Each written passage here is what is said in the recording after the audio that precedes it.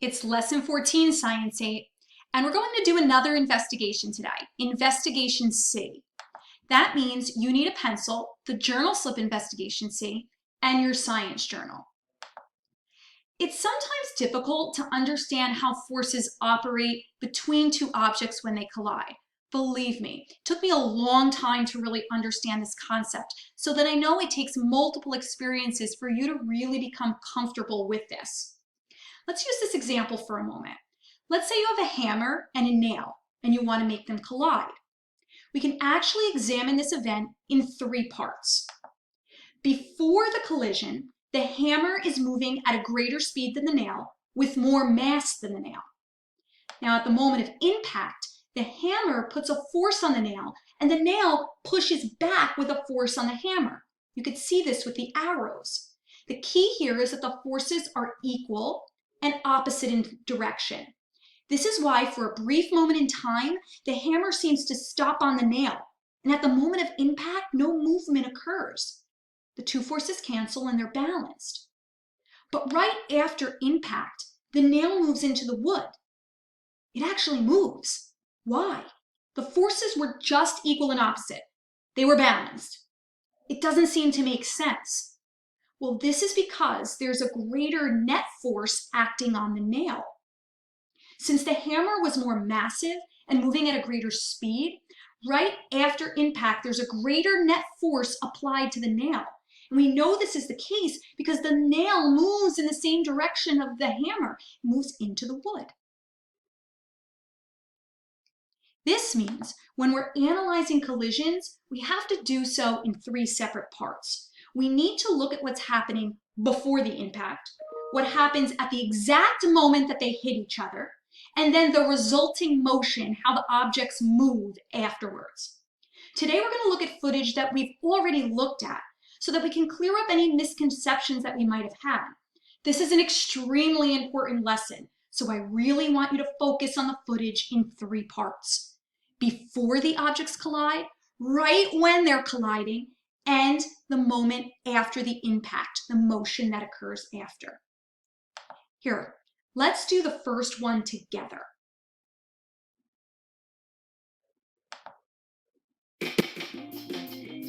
Okay. Take a look. What do you notice about the mass and the speed of the carts before the collision? Now look at the rings right at the moment. How much do they indent? And watch after the movement of the carts.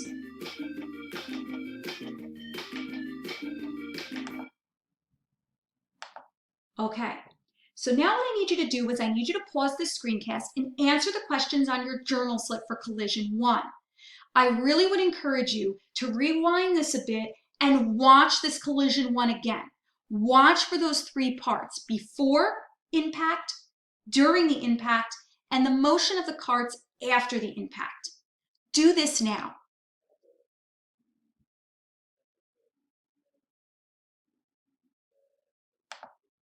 So what did you come up with? Well, for collision 1, before the impact, we saw that the left cart and the right cart, they had the same mass, and they were basically pushed the same amount, so they had the same speed. At the moment of impact, you should have noticed that the rings, they indented about the same amount on either side. That was evidence that the forces are equal and opposite in direction. Both carts are pushing equal and opposite. But then there was movement after. What you saw is that each cart moved backwards, but you should have noticed they moved back about the same distance. Since the carts were the same mass and speed, they happened to apply equal forces on each other, causing them to move away from each other about the same amount. All right, let's get ready to look at collision number 2. Again, we're going to look at this through the same lens of three parts. Speed up to about 26 seconds. Okay.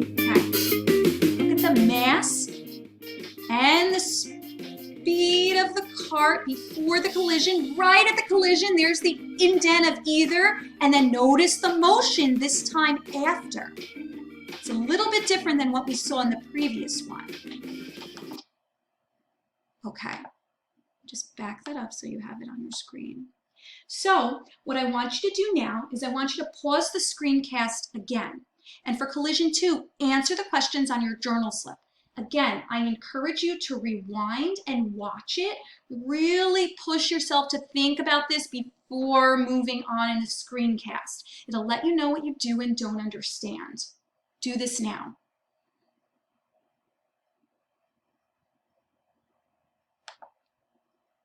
All right, so for collision 2, you should have seen that before the impact, the left cart was actually moving faster than the right cart. The right cart stayed still.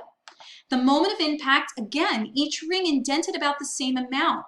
We saw evidence of equal but opposite forces at the moment of impact. Afterwards, though, the left cart stopped and the right cart continued to move to the right.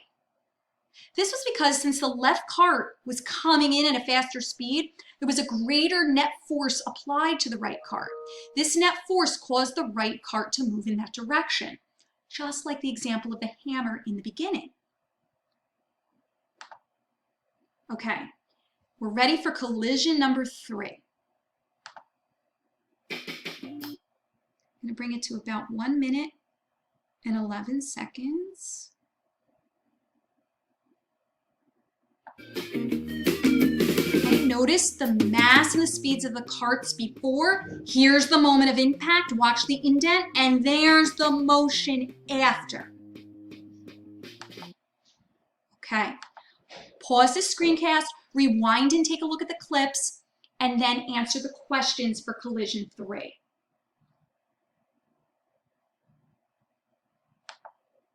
So for this collision, you probably saw that the left cart moves with a book on it. It actually had more mass and speed, while the right cart, it stayed still. At the moment of impact, each ring indented the same amount. The forces appeared equal and opposite. But afterwards, both carts kept moving forward to the right because the left cart was heavier and moving faster. It applies a net force to the right, causing the right cart to move in that direction. Make any additions or changes on your journal slip now. So what patterns can we draw from looking at collisions in this way? Well, what we saw was that before the impact, we saw that the carts could have different masses. Sometimes they have different speed or both. And these variables affected how the carts moved afterward. But no matter what, at the moment of impact, it didn't matter about the mass and the speed. The forces were always equal and opposite. The rings were indented about the same amount. So at the moment of impact, there's always equal but opposite forces occurring. It's after the impact that we might see a greater net force in a particular direction. Here, in this example, this cart was heavier, and remember, it was moving to the right, so it applied a greater net force in this direction, and this is why this right cart moved to the right, and then this also moved to the right.